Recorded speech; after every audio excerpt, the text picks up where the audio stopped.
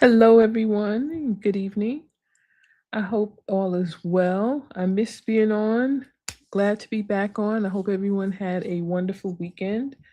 I know I did. I pretty much relaxed, and that's exactly what I wanted and needed to do. Sometimes you just got to take time for yourself, right? And just take time for you. Spend time just being quiet, reflecting, thinking on some things, pondering some things in your heart.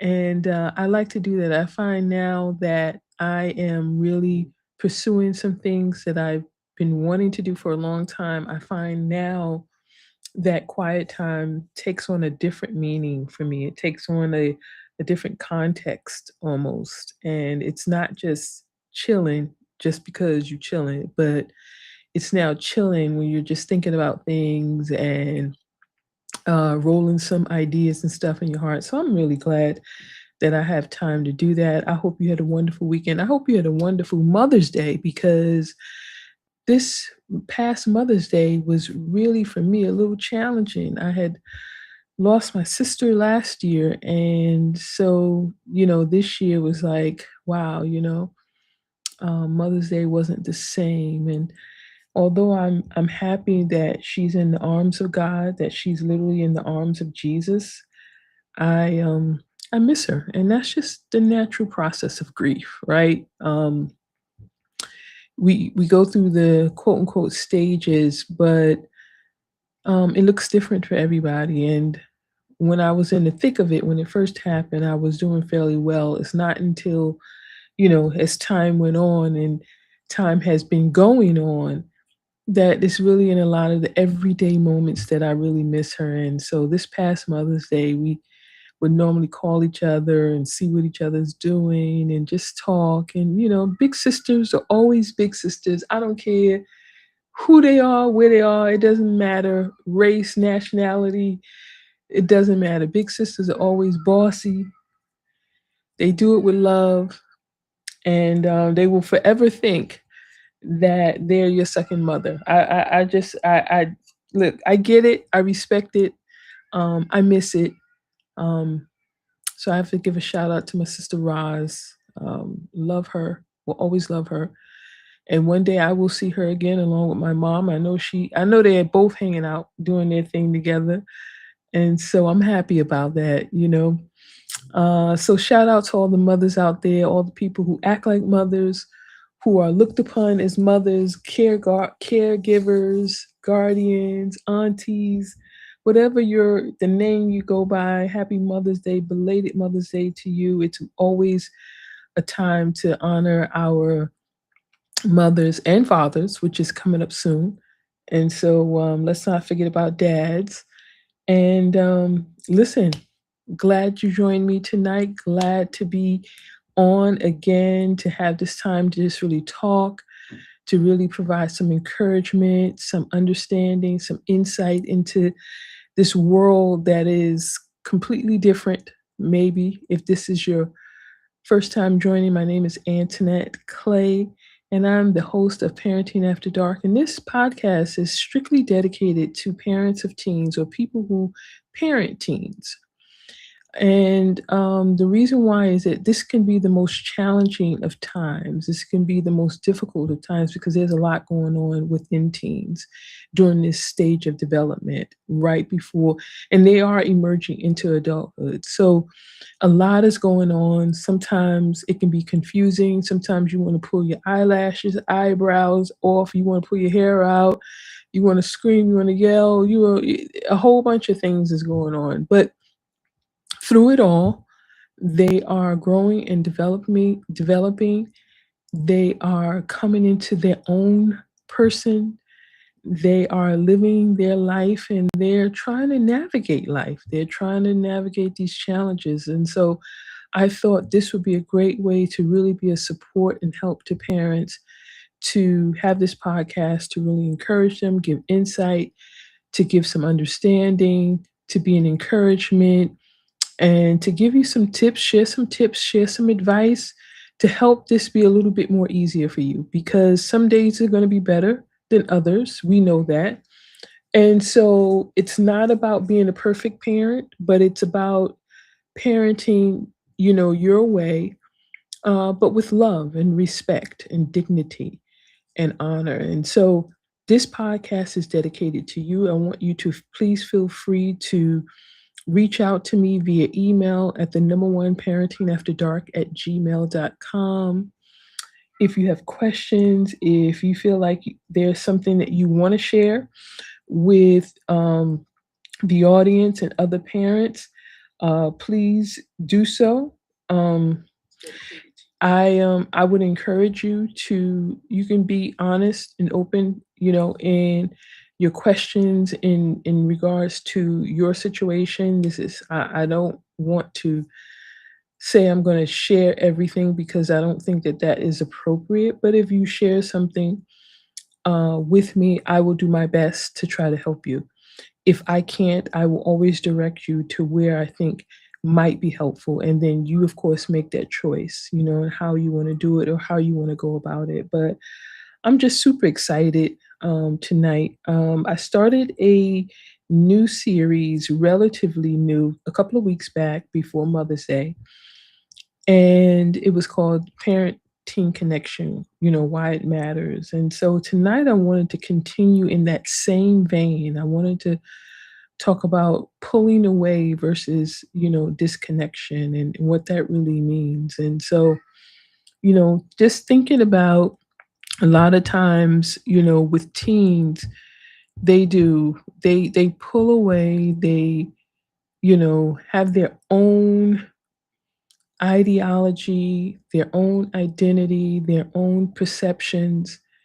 And so they know our thoughts as parents, they know our thoughts and feelings about certain things. They know what we value and what we don't value. They know that we have expectations of them, right? They know that we are expecting them to, for the most part, obey us and respect us, right?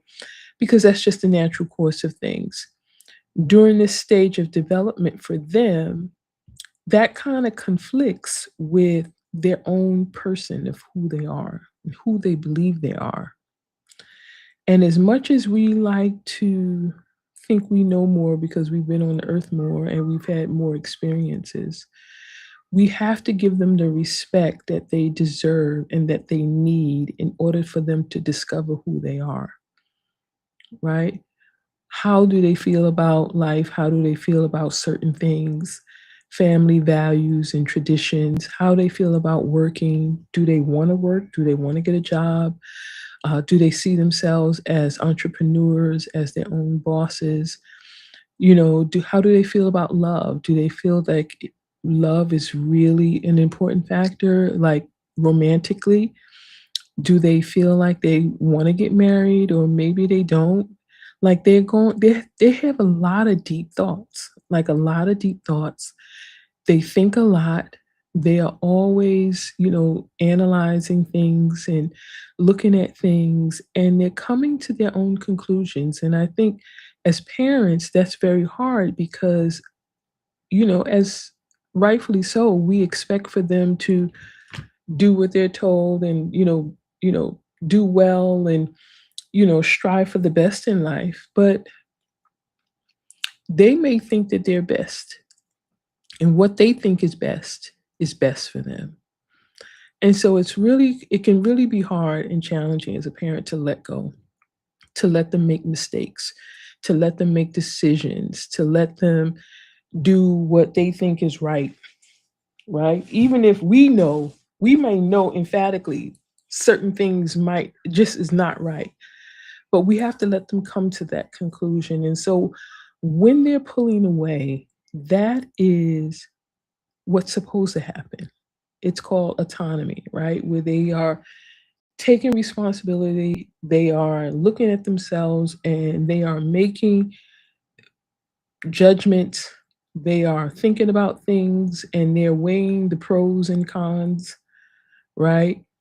And so for us, some things are clear because, we're older and again, we've lived longer. And so there's that natural process of us as parents thinking, yeah, well, I know that. I know about finances, right? Like you have to be able to pay your bills, so you can't blow your money all the time, right? And to be honest, some people are still learning that well into their adulthood about responsibility and taking care of, financial obligations. But for the most part, our teens are doing the same thing. And so we have to give them the room. The pulling away is not a bad thing. It is not rejecting you. And sometimes it can feel like rejection because it's like everything you say is like ticks them off, and everything you say is wrong, and everything you say is old fashioned, and we don't do that anymore. Don't take it personal. Don't take it personal. Don't look at it as something that they are holding against you. Don't look at it as something that they are withholding from you, that they are being secretive. It really is them just saying, you know what, I don't want to really talk about it. They want to work it out for themselves. Sometimes they know certain things are wrong and they're still going to go down that path. Why? Because they want to see if it's really true. If you said doing drugs is bad, they wanna see, is that really true? Because I know people who do drugs and they function every day. They go to school, they go to work, so is it really bad? They're gonna test those boundaries, they're gonna test those waters, and you have to be prepared for that. And with allowing them that room, with allowing them that time to walk their own path and make their decisions, it's equally so that you have to do that also with the consequence that comes with it, and that is something a lot of times as parents is scary because we don't want anything to happen to our kids. We don't want them to, be involved in any horrific accidents or get kidnapped or things that we know can happen in the world. So when they don't follow or when they are pushing those boundaries and those limits, it's hard not to say, "Don't do that, don't do that." And of course, it's at the end of the day, you do what you do as a parent to protect your family. But I wanna brace you for the fact that they may push the bounds in that regard, and they may say, "You know what? I met somebody online and they're not crazy, and they're not trying to traffic me, and they're not trying to do that," right? And so everything is not bad, but there is a lot of bad stuff. And so as parents, now the relationship becomes more like helping them to balance, helping them to make that good decision, giving them little tidbits on what they can use to assess a person's character, to assess whether they're a good friend, to assess whether or not, you know, um, if they are going to drink, if they're going to a parties, how much to drink. See, a lot of these real talk conversations as parents, we don't want to have because we know what we did and we know how we were. And so you try to, again, save your kid from that. But the reality is that the world is different. Temptations are different.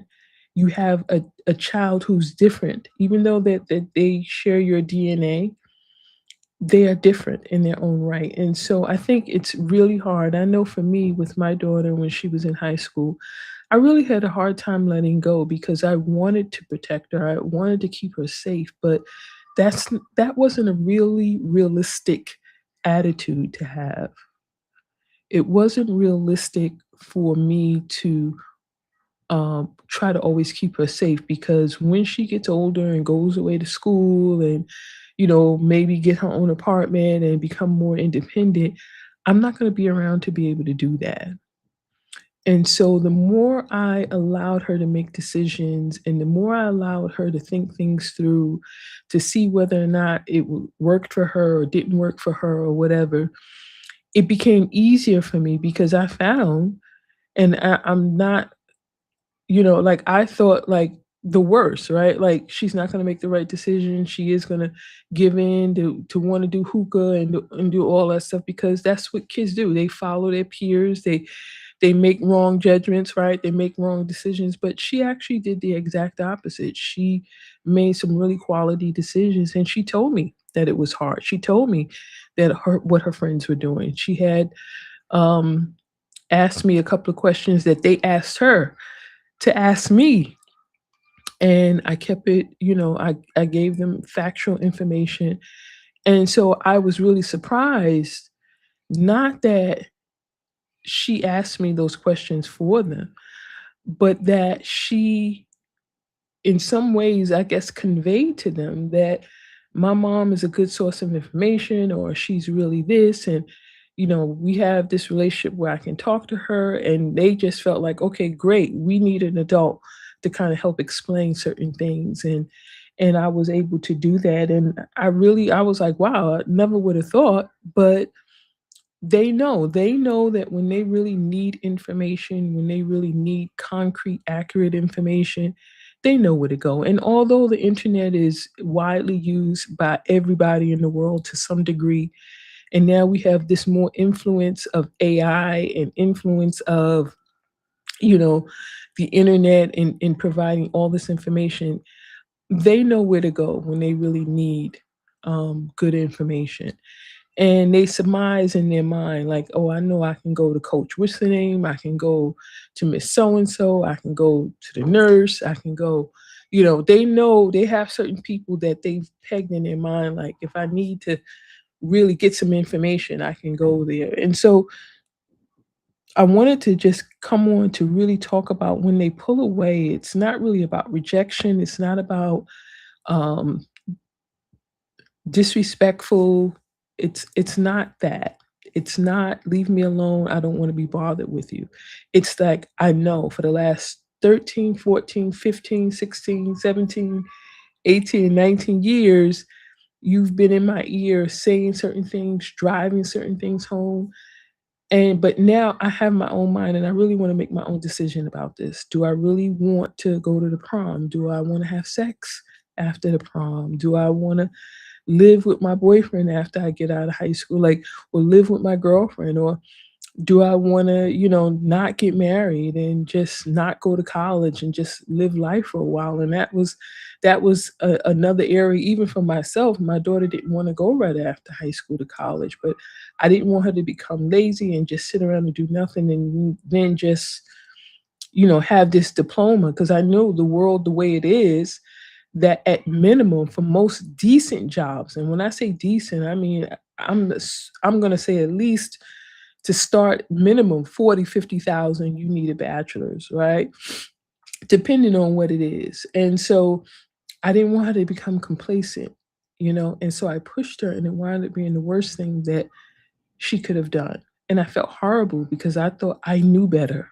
I thought I know this is what she needs to do, when in fact, she was in tune with herself enough to know that she wasn't ready. She wanted to take a break.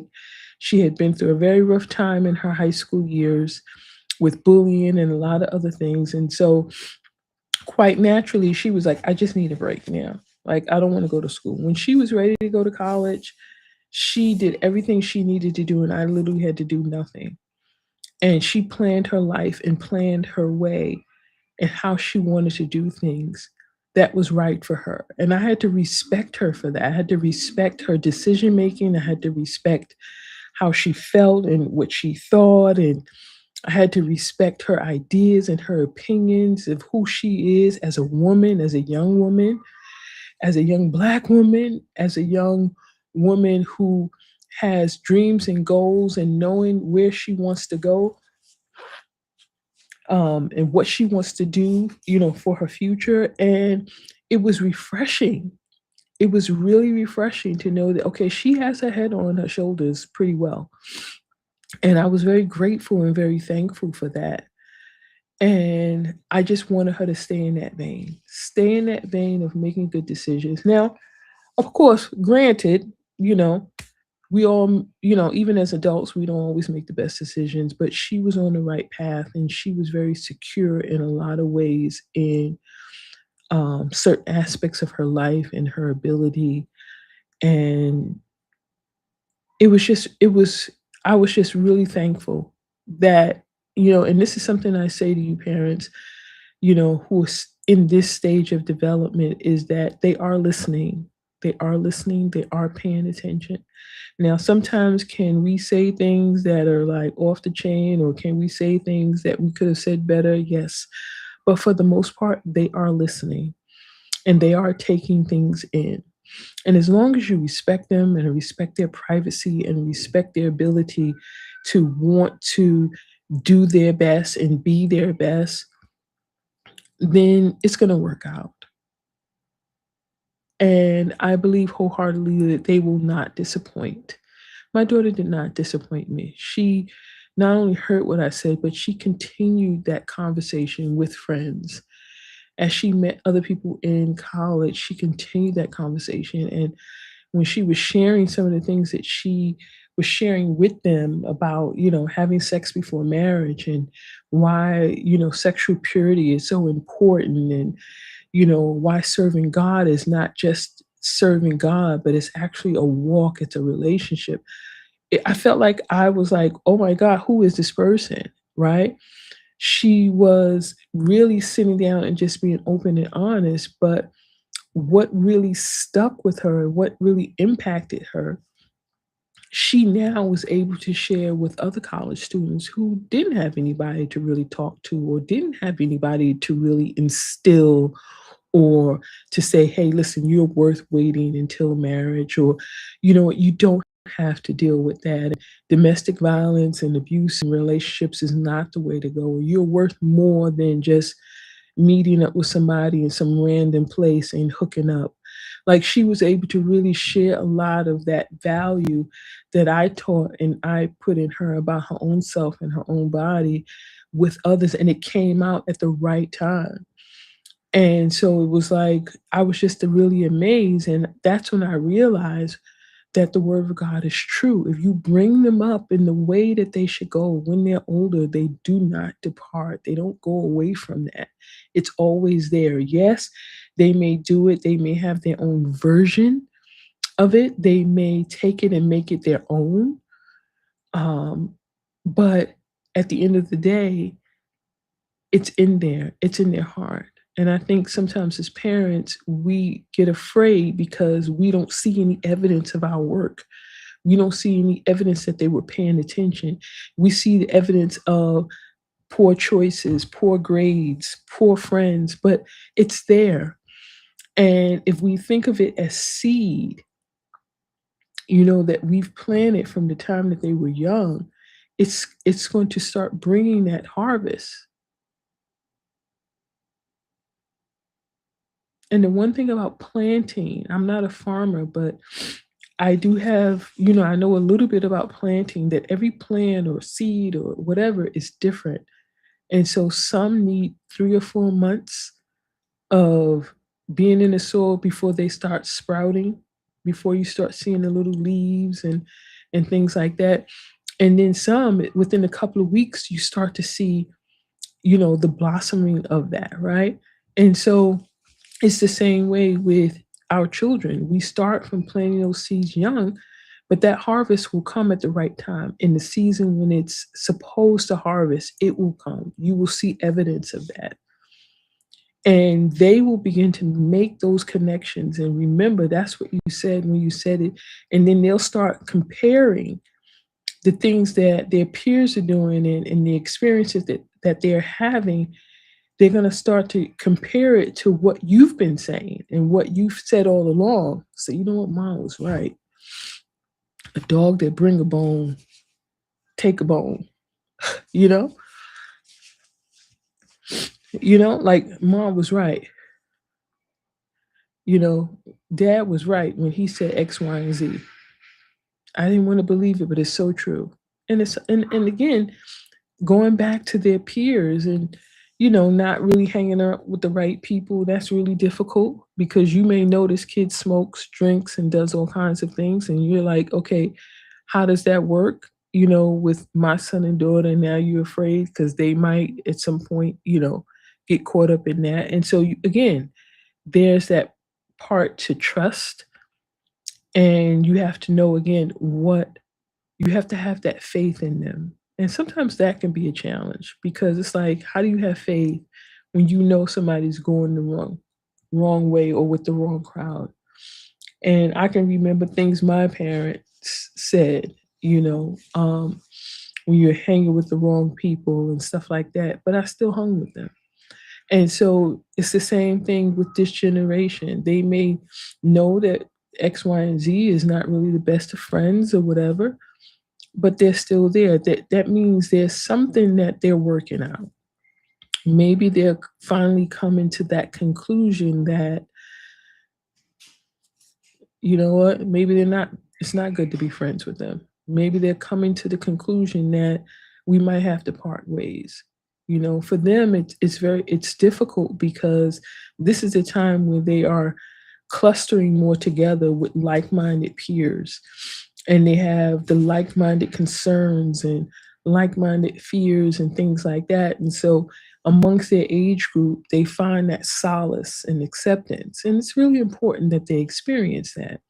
Even though it might not be the best, there's a need for that, right? There's a need for even sometimes unhealthy situations because it helps them to develop that thought process of knowing what is good and not good, okay? And helping them to establish those boundaries. And so that's what I wanted to say. I didn't want to come on and stay on too long because I just wanted to drop that nugget.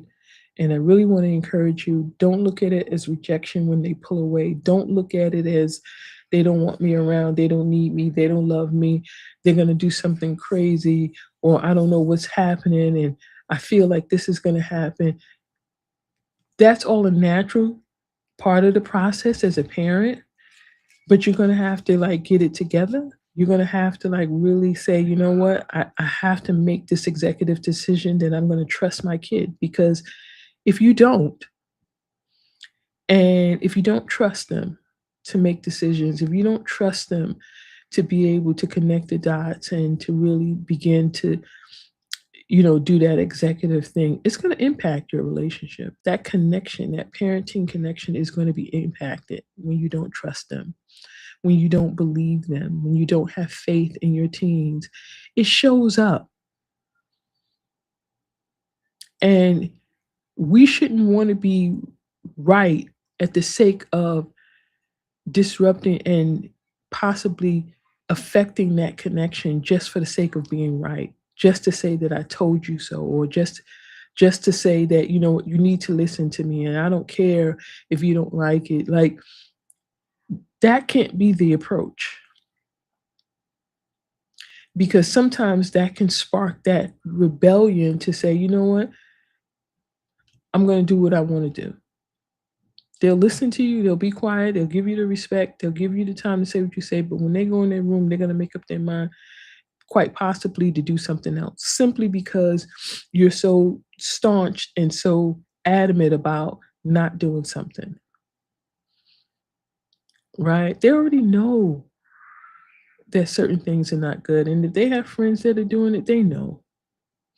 You have to have faith and trust and believe that they know better not to engage. And if they do engage, if they do test, if they do experiment, pray to God that they don't. But if they do, Lord, protect them, keep them. And that's scary because in the days like today, where there's fentanyl and there's overdoses happening, and you have young people who are meeting tragic ends because they are doing it, it's scary. And I'm not trying to say just let them do anything, because I will never say that as a parent, but I'm saying that tell them, talk to them about it, talk and be honest, and to have open dialogue and have open conversation and say, hey, listen, if you need help, if you ever in that place and you're not really sure, call me. No, I'm not going to be mad. I just want to know that you're safe. And that is above anything else. A priority for me is your safety. You know what I'm saying? But have open discussions, have open talks. If their friends and them are, if their friends are using drugs, weed, hookah, vaping, have the conversation. Don't not have the conversation. Have the conversation.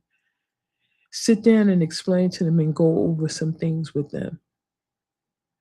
And after you do that, say, look, this is my expectation that you're going to make the right decisions. You're going to make the right choices. And if they open up and say, well, I already tried it and I experimented with it or whatever, Okay, how was that? Let's talk about that. How was that? What did you get from that? How did it make you feel? Start Don't do it in a drill sergeant way, but do it in a curious way. Talk to me about it.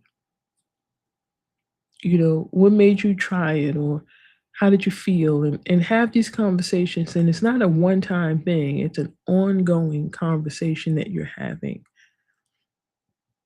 And then you're going to pray. I said this before in past episodes. You're going to have your prayer time where you are praying over them. God, protect my child. They started vaping. I don't know why. Maybe one day, they'll share with you. But if you know they started vaping, if you know they started, smoking weed, start having these conversations and find out what's going on. If they need some counseling and some therapy, get it for them. It's nothing wrong with that. You know, I was sharing with someone before that a lot of times, not just young people, but people, period, find ways to cope and deal with things that may be emotionally too much for them. And so they drink, or they, do drugs, or they overeat, or overclean. It's always something. It's a way of coping, and coping has its place. But you're not supposed to be coping and living by coping every day like that. There has to come to a point where you're not coping, where you are able to begin to manage and begin to regulate your emotions, but begin to really just think things through, know when you need help and when you need support, know when you need people in your corner who can help encourage you in that way, and know when you need to, go to the next level and make some different choices, right? It's not a race. It's you knowing where you are in life and what works for you, what doesn't work for you, and that's a process. And when you're talking about teen years, you're talking about discovering who you are. Who you are now is probably not going to be the same person a year or 2 or 3 years from now. And so you want to keep it real with your teens, but you want to keep it real with yourself as well. I understand that it's scary, and you're afraid, and there's more things now that are going on than ever before, but there's a trust, there's a having faith in your teen that's really important, trusting what you've put in them, trusting that that door is open. And that's why this parent teen connection is so important to nurture and to continue to make sure that you're in a healthy place in your relationship with them.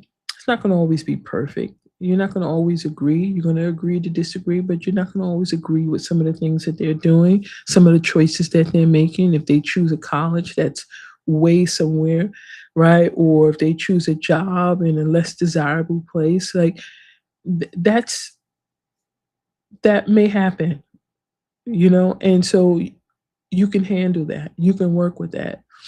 But you don't want to lose that connection and that bond of trust and respect and emotional safety. And I talked about that before, that emotional safety of being able to have their own thoughts and feelings about things without, being critiqued and judged and criticized and minimized and, made to feel like it's something wrong, or that God doesn't love them, or he doesn't like them. No, that emotional safety is so important in keeping and maintaining that parent teen relationship. And I wanted to encourage you in that and understand that they're pulling away is not rejection of you. It's not rejection of what you think and how you feel. It's not a rejection of your rules. It's not a rejection of your beliefs. It is them coming into their own space and making the executive decision to do things that they think is best for them, or having their own beliefs, their own values about things.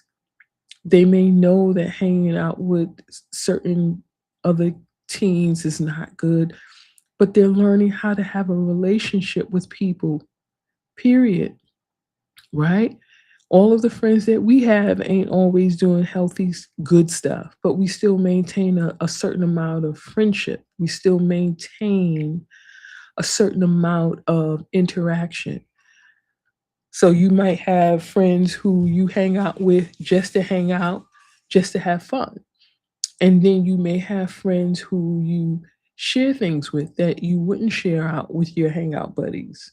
And then you've learned as an adult now, in most cases, how to compartmentalize your relationships so that, the ones who are you know, your ride or die, you can trust them and girl, this is the thing, blah, blah, blah.